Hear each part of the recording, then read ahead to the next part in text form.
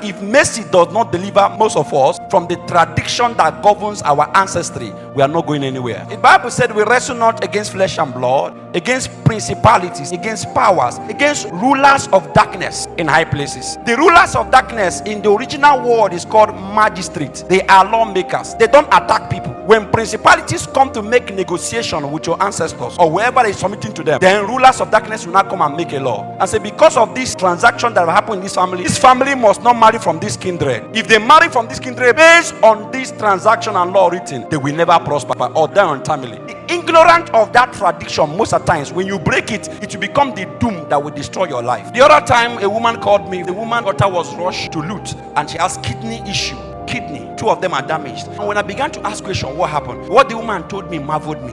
The woman traveled to the village to do the husband memorial service. The night after that memorial service, she went to ease herself in the toilet, only to come out and saw a python under the bed where she and her daughter was sleeping. And then she went and called an aboki to go and kill this thing. He did not know in the custom you don't kill snake. He did not know before you advance in that cause, you must by mercy separate yourself from the tradition. Immediately she killed the snake. In the morning, she got the news that her 2 sons died at that same time that serpent was killed. The daughter fell ill after that and then developed kidney issue from hospital to hospital. This is what caused the problem. It is the custom that governs what your husband was worshiping that caused this effect. Hope you know, when Jesus came on board, one of the greatest problems he faced was the tradition of men. Remember the woman that was caught in the very act of adultery. If any woman, not man, is caught in a very act of adultery, the woman should be stoned to death. What about the man that lured her into that immorality? A law and custom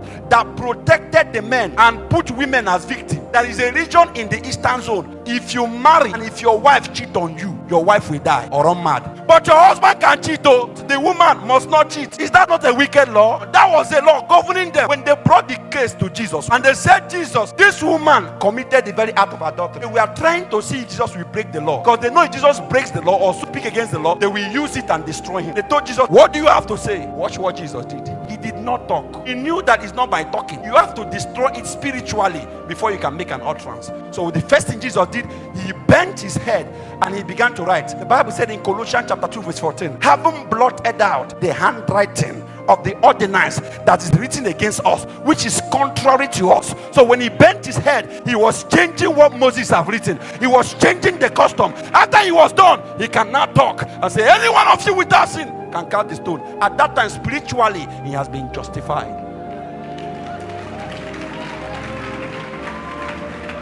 It's not enough to say, hey, I'm not in Christ, so I will not do. Tradition that existed 100 years, 200 years, 400 years, 500 years. You don't know what it took, how many blood that was wasted to erect and sign that tradition that is governing your ancestry. This is not to magnify a fallen tradition. This should tell you there are protocols to the spiritual scheme of things.